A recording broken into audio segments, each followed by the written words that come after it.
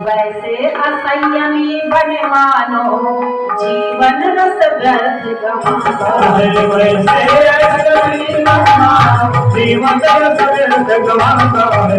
वैसे असंयमी बन मानो जीवन रस व्यर्थ गवाता है। फिर दीन दरिद्री बन करके,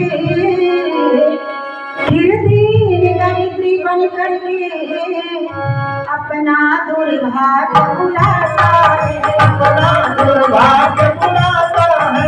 अपना दुर्भाग्य भुलाता है। जीवन संपदा लुटा करके,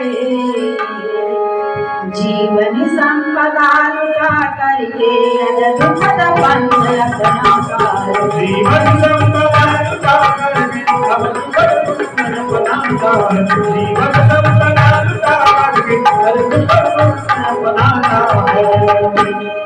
फिर दुखी हृदय श्रृंगी बोले, श्रृंगी ऋषि दुखी होकर के बोले, आपने इतना कुल मनुष्य के जीवन में बताया, लेकिन ये अपने को अंडर भी कैसे करेंगे।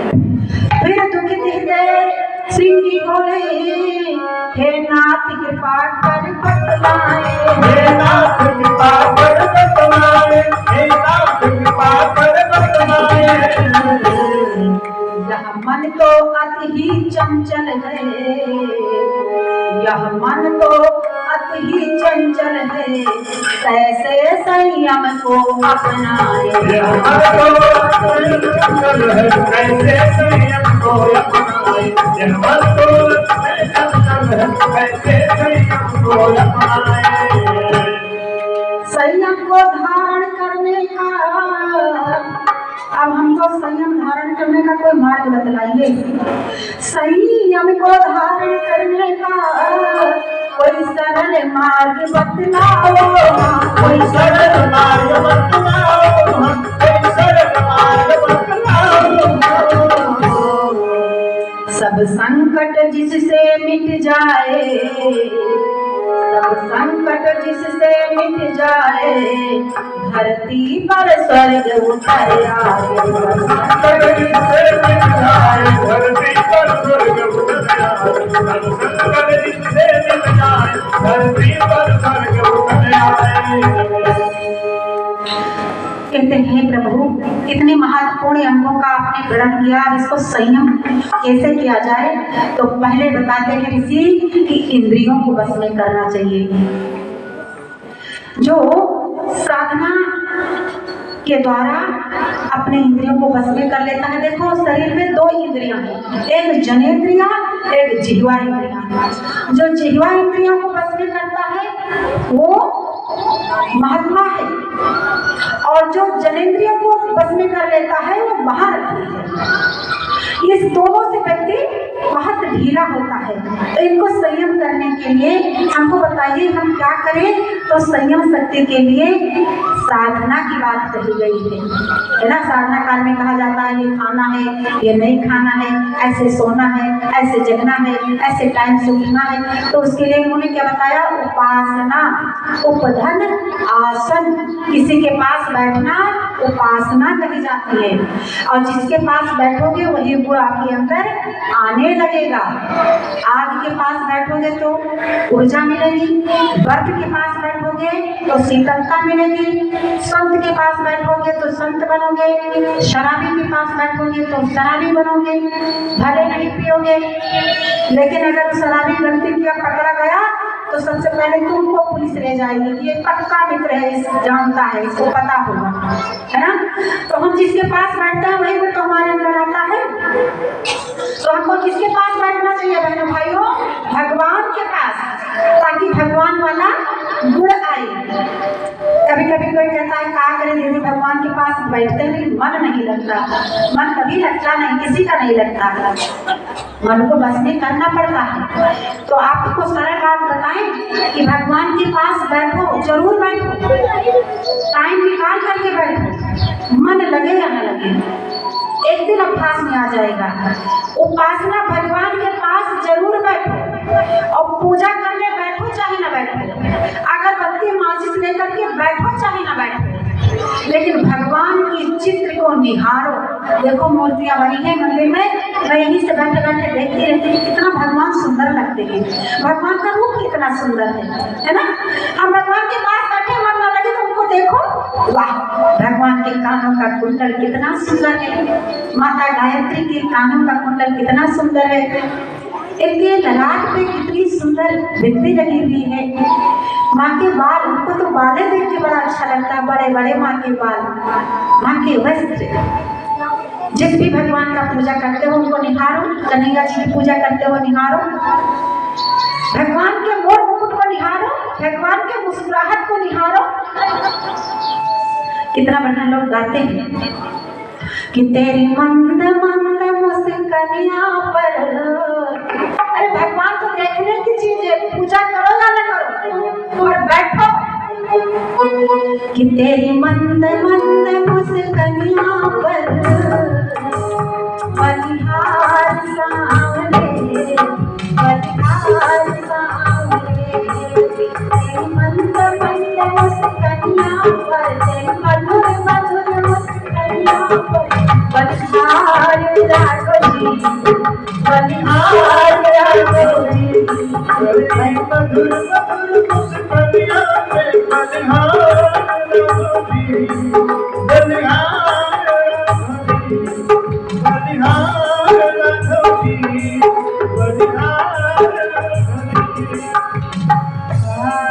तेरे बाल बड़े घुंघराले, बादल हो काले काले, तेरे बाल बड़े घुंघराले, बादल हो काले काले, तेरे बाल बड़े घुंघराले, बादल हो काले काले, तेरे बाल बड़े घुंघराले, बादल हो काले काले, मोर मुकुट लटकनिया पर, मोर मुकुट लटकनिया पर, बलिहार राघो जी, बलिहार राघो जी, तेरी मोर मुकुट लटकनिया पे बलिहार राघो जी, बलिहार राघो जी।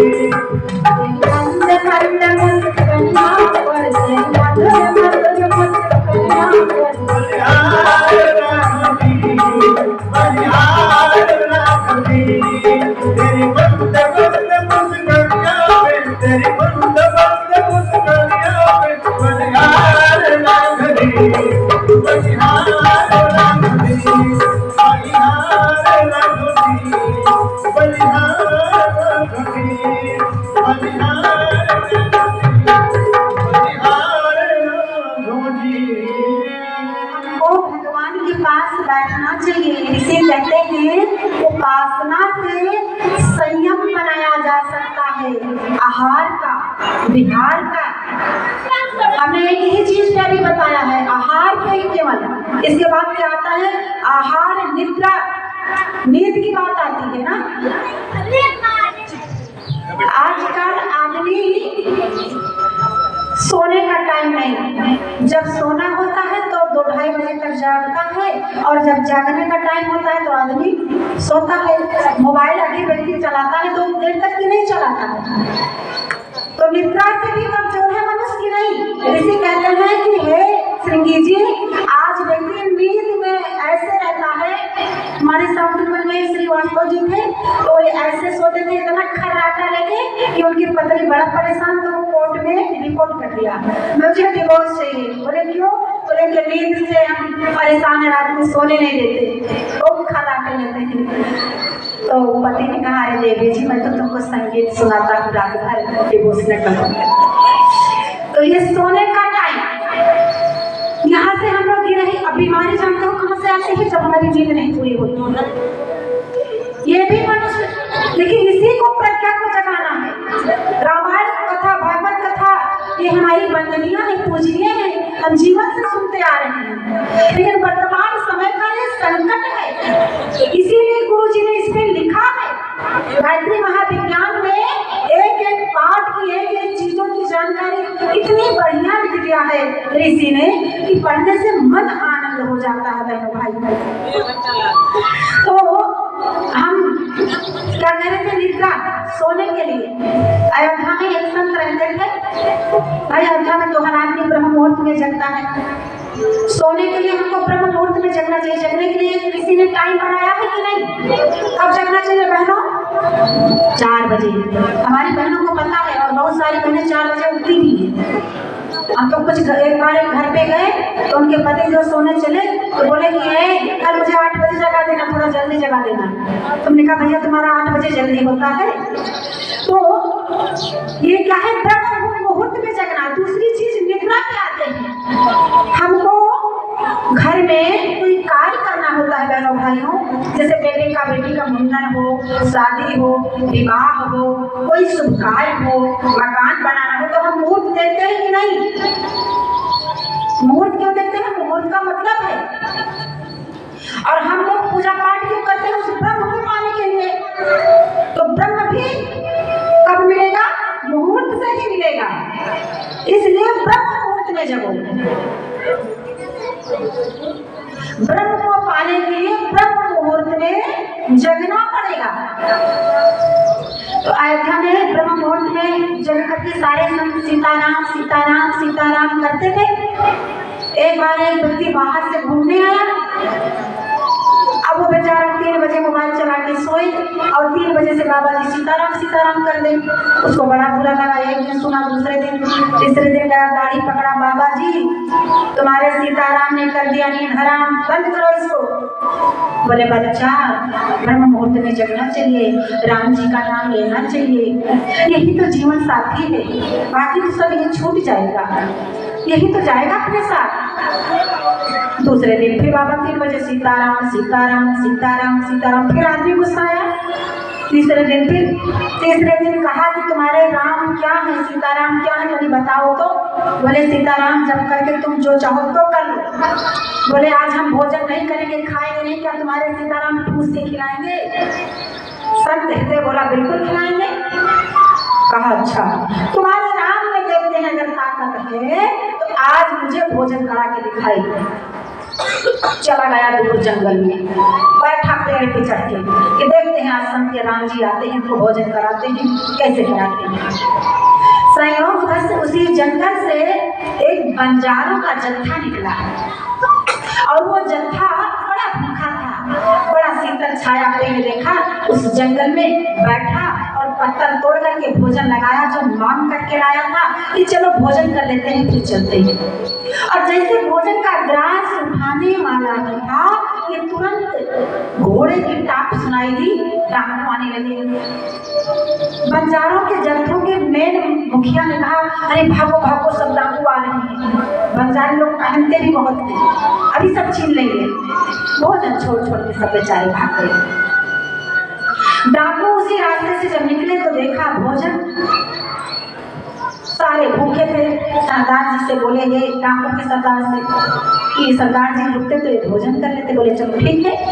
अब भोजन करने बैठे तब तक सरदार ने कहा ठहरो, अभी भोजन मत करना। बोले क्यों? कहे देखो कहीं इसमें जहर तो नहीं मिलाया है, और जहर मिलाने वाला यही कहीं होगा, पहले उसकी खबर लो। अब सब ढूंढने लगे कौन मिलाया, किसी की नजर न पड़े। तब तक सरदार की नजर पड़ी, वो पेड़ पे बैठा है, अच्छा इसी ने जहर मिलाया और यही सोच रहा होगा कि हम लोग भोजन करें और मरे नहीं देखें। उतर नीचे उतर। बोला मैं नीचे नहीं आ सकता। बोला नहीं आओगे तो यही शूट कर देंगे। अब मरता डरता क्या न करता आया, नीचे उतर के आया, बैठा। बोले खा इसको। और महाराज मैं कुछ खा नहीं सकता, तुमको खाना ही पड़ेगा, तुमने इसमें जहर डाला होगा। नहीं महाराज मैंने जहर नहीं डाला, ये तो भोजन किसी और ने लगाया था। तो पहले तू खा के दिखा, भोजन जहर नहीं पड़ा तो खाएगा कि नहीं? बोला महाराज तुम कुछ भी कर लो पर आज मैं भोजन नहीं कर सकता। सरदार ने कहा अगर तू नहीं खाएगा तो मैं तेरे को डंडे से मार मार के खिलाऊंगा। और तोड़ा एक डंडा और मार मार के ठूस ठूस के भोजन खिलाया। अब वो खाए रोए, खाए रोए। सरदार जी ने कहा ब्राह्मणों का सरदार इतना रो क्यों रहे हो? कहा बड़ी करुण कहानी है। सारा दृष्टांत बताया कि मैं अयोध्या में था, संत संत जी से मैं लड़ाई किया, संत जी से कहा मैं आज भोजन नहीं करूंगा, देखते हैं तुम्हारे राम जी हमको भोजन करवाते हैं। वाह रे राम, उन राम में इतनी शक्ति है। और संत से हमने कहे थे क्या हम नहीं करेंगे तो मार मार के ठूस के कोई क्या खिलाओगे, तुम्हारे राम जी खिलाएंगे। तो ये बात सत्य है, राम जी किसी को भूखा नहीं रखते। आज ये मार मार के ठूस ठूस के भोजन हमको कराया जा रहा है, ये घटना सत्य हो गई। और ये बात सुनते ही सरदारों का हृदय भर आया, तो उन लोगों ने चोरी छोड़ दी, अयोध्या में चले आए और राम जी का नाम लेने लगे बहनों भाई। और जिन संत ने कहा था उनके पैर को पकड़ करके आके वो व्यक्ति रोने लगा, और उसी दिन से वो संत बन गया। और उस संत का नाम बड़ा अच्छा है, उसको आप सभी जानते होंगे, और उसकी एक लाइन बड़ी मशहूर है, हर आदमी कहता है कि अजगर करे न चाकरी, पंछी करे न काम, और दास मल्लूक ये कहे सबके। मल्लूक दास की बड़ी कविता लिखी गई है और बड़ी सुंदर सुंदर कविता लिखा है उन्होंने। मल्लूक दास जी अमर हो गए। ये ब्रह्म मुहूर्त का जगना है, हम लोग सुनते रहते हैं, सुनते रहते हैं। बहनों भाइयों, ये मत कहना मैं बोल रही हूँ तो दूसरों को प्रवचन दे रही हूँ। ये गुरुदेव के बच्चे अपने जीवन में उतारते हैं। एक कथा अच्छी नहीं होती, गुरुदेव ने कहा कथा अच्छी होना हो, तुम्हारे आचरण में वो चीज होना चाहिए, ठीक है। तो और जो भी गुरु से जुड़ा हुआ व्यक्ति परिवार है, साधना करता है, वो जगता है 4 से 5 के बीच जगते हैं। और परम पूज्य गुरुदेव से अगर आपको मिलना है तो 5 बजे ब्रह्म मुहूर्त में उठ करके बैठ जाइए। और गुरुदेव ने कहा है मेरे मिलने का पता तुम सुन लो, तुम बैठ करके 10 बार सिर पे हाथ फेरो और 24 बार गायत्री का नाम लो, जो तुम्हारे मन में हो मुझसे कह दो, बात हमारे तक तुम्हारी पहुंच जाएगी। तो आज व्यक्ति कहाँ से ढीला है? नींद से, निद्रा से, मशीनी जीवन जीने लगा। क्यों बच्चों, किसी का एक्सीडेंट हो जाता है तो कोई उठाएगा नहीं, दौड़ करके हेलो एक्सीडेंट हो गया, इस जगह मशीनी जीवन जीने लगा है ना। एक एक चीज जो ईश्वर ने दिया है, प्रकृति ने दिया है, बहुत सोचने योग्य है, समझने योग्य है, जीवन में उतारने योग्य है। हमको मानना चाहिए और अपने को जानो, अपने को पहचानो, अपने अंतरात्मा को समझो, तुम बड़े मूल्यवान चीज हो। आपके जैसे दुनिया में कोई जीव नहीं है ना। गोस्वामी तुलसीदास ने बड़ी सुंदर लाइन लिखी, अंगों के बारे में क्या लिखा है उन्होंने कि श्रवण रंग यही भवन समाना, श्रवण रंग भवन समाना, श्रवण रंग यही भवन समाना, श्रवण रंग यही भवन समाना, जिन हरि कथा सुनहि नहीं जाना, जिन हरि कथा सुनहि नहीं जाना।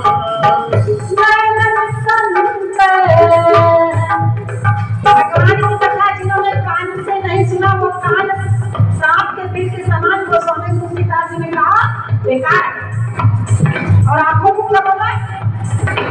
नहीं नहीं संत तरह से नहीं देखा, संत तरह से नहीं देखा, लोचन मोर पास कर देखा, लोचन मोर पास कर देखा, लोचन मोर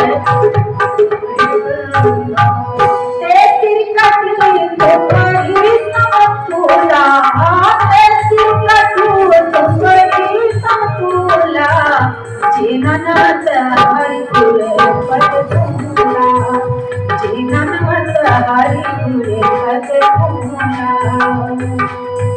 जी सुधा तुरे, जी सुधा तुरे जी समाना, जय मन बड़त राम गुण गाना, देवी करत राम गुण गाना, देवी करत राम गुण गाना, जो नहीं गरज राम दुनिया।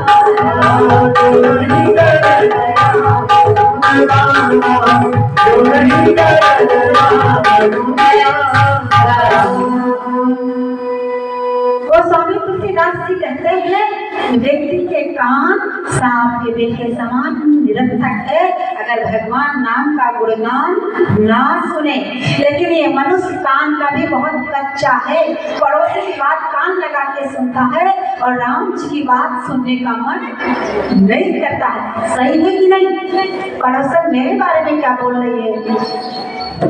और नहीं संत दर्शन नहीं देखा, इन्हें आंखों से भगवान के विग्रह का दर्शन नहीं देखा तो ये आंख मोर के पंख के समान बेकार है। ये मनुष्य आंखों का भी बड़ा कच्चा है, उस पतंगे की तरह। जो पतंगा लाइट जलती है तो आके उसमें बार बार उस जलती हुई समझ से प्रेम करता है, अपने पंख को जलाता है और अंततोगता आंखों का कच्चा पतंगा मर जाता है। ये आदमी आंख का बड़ा कच्चा है। ये सिर कटी हुई कुंवरी वाली लौकी के समान कटु जैसे कड़वा लौकी हो, बेकार है अगर गुरु और भगवान के चरणों में नतमस्तक नहीं होता। बहनों भाइयों, और ये जीवा मेढक के समान टर करने वाली बेकार है अगर इस जीवा से भगवान नाम का गुणगान नहीं किया। करना चाहिए कि नहीं? हरि नाम का गुणगान करना चाहिए कि नहीं? बड़ा सुंदर भजन गाते हैं कि करते रहोगे भजन धीरे धीरे तो मिल जाएगा सजन धीरे धीरे। करते रहोगे भजन धीरे धीरे तो मिल जाएगा सजन धीरे धीरे। करते रहोगे भजन धीरे धीरे रहोगे भजन धीरे धीरे तो मिल जाएगा सजन धीरे धीरे तो मिल जाएगा सजन धीरे धीरे। बोला कि आपको गाड़ी में आनंद आएगा।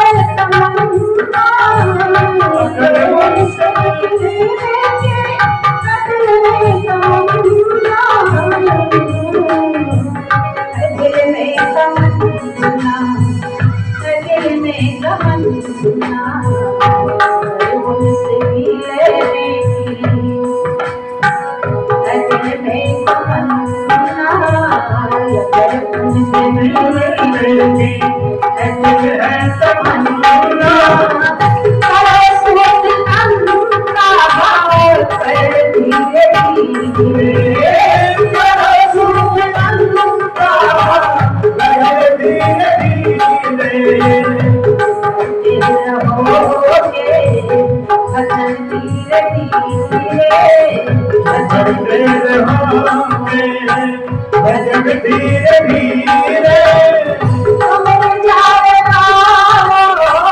सजन धीरे धीरे सजन धीरे धीरे। आगे की लाइन और बड़ी सुंदर है। कोई काम दुनिया में